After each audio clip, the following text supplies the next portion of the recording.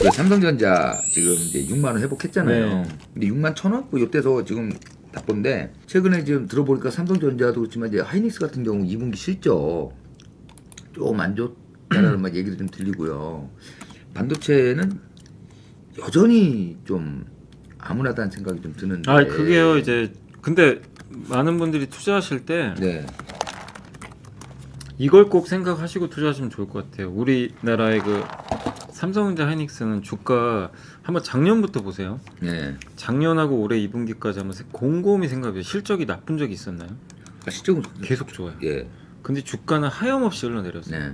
완전히 반대로 갔어요. 음. 지금 삼성전자가 분기에 14조면 엄청난 거예요. 네네네. 막 이 불황이다 막 이러는데 SK 하이닉스는 옛날에 이렇게 뭐 불황 오고 막 사이클 꺾이잖아요. 적자 났었어요. 근데 지금 이번에도 거의 3조 원 이상 네. 예, 이익을 냈고 그리고 이 안 좋은 환경에도 예전과 다르게 이제 기초 체력이 워낙 단단해졌어요. 근데 주가 빠졌던 건 이런 어쨌든 좋은 실적에도 불구하고 주가 빠진 건 자꾸 뭐 수요 준다, 뭐 실제 PC 안 팔린다, 네. 모바일 안 좋다, 중국 네. 경기 안 좋다, 글로벌 뭐 수요 꺾인다, 뭐 소비 침체 온다, 막 뭐 거기다 유동성 꺾인다 이러니까 네. 그걸 이제 선반영을 하는 거죠 미리미리. 음. 그래서 실제로 반도체 가격은 떨어졌는데 지금 전망은 올해 말까지는 계속 떨어진다예요.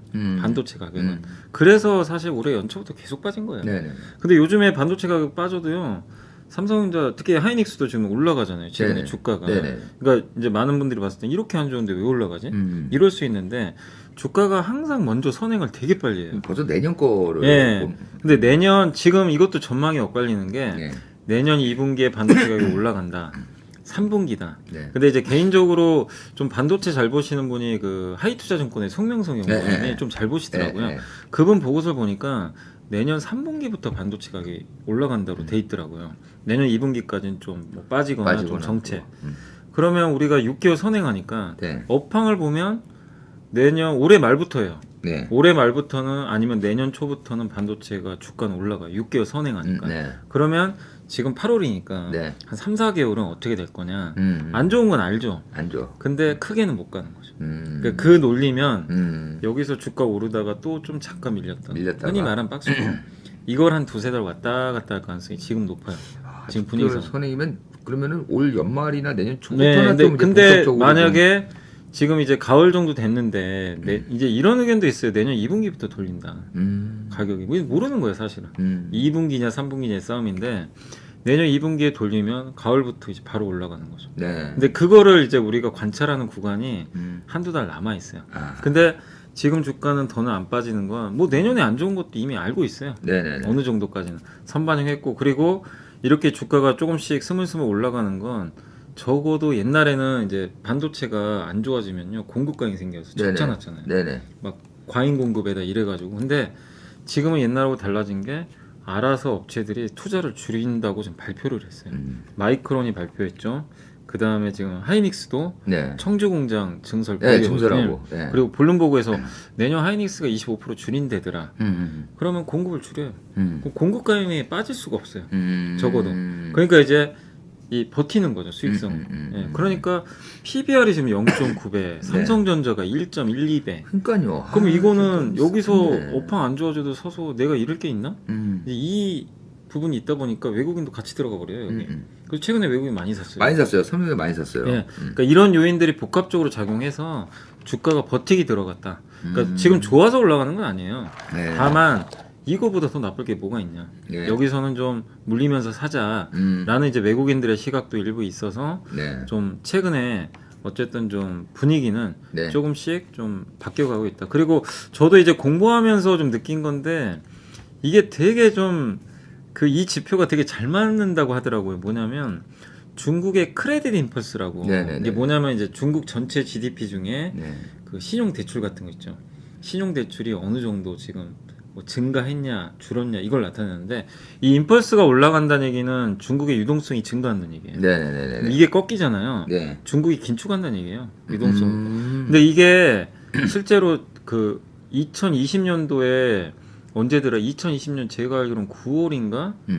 9월 경에 이게 꺾였어요. 임펄스가. 그러면 이게 우리나라 그 경제나 반도체 이쪽에요. 네.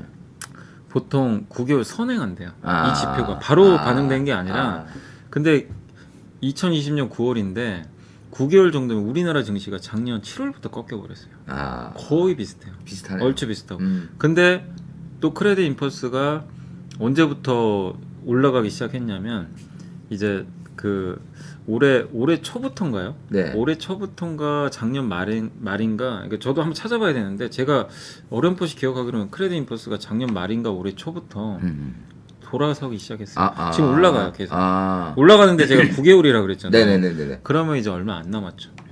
사실상 작년 11월인지 12월인지 정확히 기억 안 나는데 만약에 11월이면은 얼마 안 남았죠. 8월이나 9월부터는 그게 우리나라에 반영이 되거든요. 그러니까 이것도 되게 중요한 지표예요. 중국의 유동성에 우리나라가 좀 후행을 해요. 약간. 근데 이게 좀 맞더라고요. 저도 이제 이게 뭐 의미가 있나 이럴 수도 있는데 그게 또 이 크레딧 임펄스가 증가할 때 네. 중국의 IT 소비가 증가한대요. 이거 이제 송명서 연구원이 직접 또 얘기하셨던 거고 실제 이건 근거가 있으니까.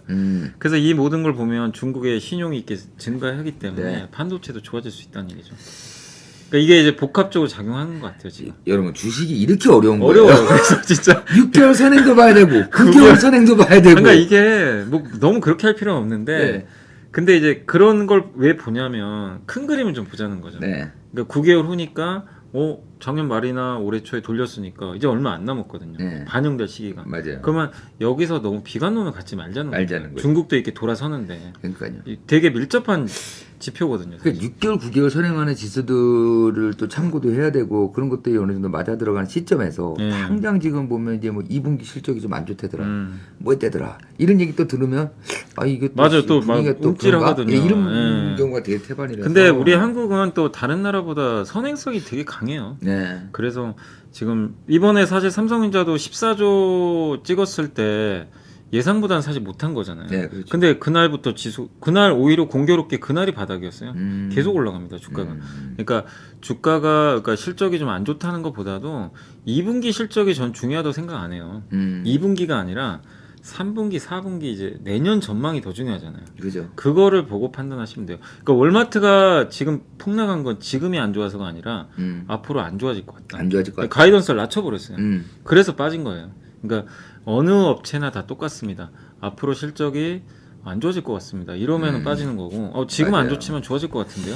이러면 이제 오히려 맞아요. 올라간다. 그래서 2분기 실적 자체보다는 기업에서 얘기하는 그 전망 그렇죠. 요거를 좀 보셔야 될 것 같아요. 월마트 2분기 실적 안 좋다라는 건 이미 뭐 어느 정도 다 얘기를 했던 건데 그게 나왔다고 해서 바로 주가가 이렇게 시간에도 뭐 10%씩 빠지고 할 일은 아니지만 그런 것 같습니다. 전망이 좀 안 좋았죠. 그렇죠. 확실히 최근에 장이 워낙 안 좋았다 보니까 이 시청자분들 중에서도 보면은 이 수익률이 굉장히 안 좋으신 분들이 많아요. 네, 많죠. 기본이 50%예요. 그래서 뭐 하진님 같은 경우는 SK 아이테크놀로지 뭐 마이너스 50%라고 하시고 우리 이호키님도 네페스 이거 손실 50%다 이렇게 얘기하시는데 기본이 50% 지금 기본이시다.